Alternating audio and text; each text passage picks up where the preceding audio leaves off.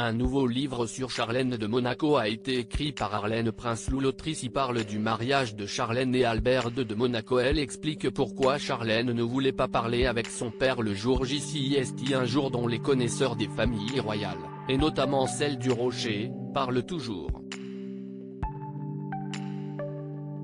Le mariage de Charlène Wittstock avec le prince Albert II de Monaco le 1er juillet 2011 est un événement historique à plus d'un aspect, mais il aurait pu être marqué par un énorme scandale.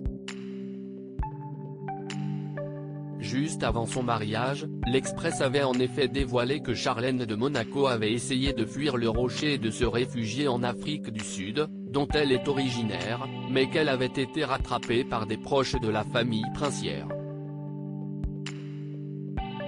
Depuis ce jour, elle est connue comme la mariée fugueuse et les larmes qu'elle verse alors qu'elle est mariée à Albert II de Monaco ont donc été sujettes à de nombreuses interprétations.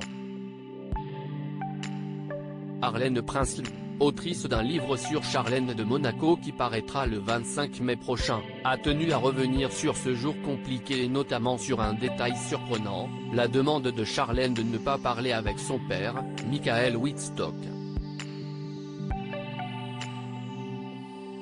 Selon Arlène Prinsloo et ce qu'elle explique dans Charlène Story, l'étonnant destin de la nageuse devenue princesse de Monaco, la mariée redoutait que les médias, déjà très impliqués dans sa vie privée, ne viennent encore davantage gâcher ce jour si spécial.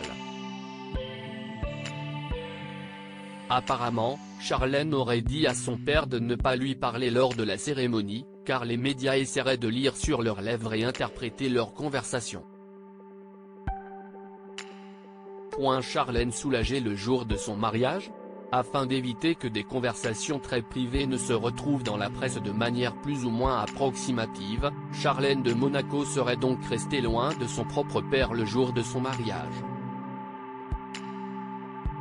Mariage qui, toujours selon Arlène Prinsloo, était par ailleurs un événement heureux, contrairement aux diverses interprétations qui en ont été faites.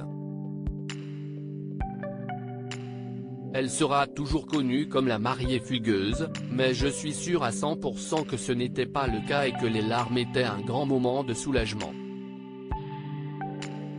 Une affirmation que l'intéressé a déjà démentie par le passé.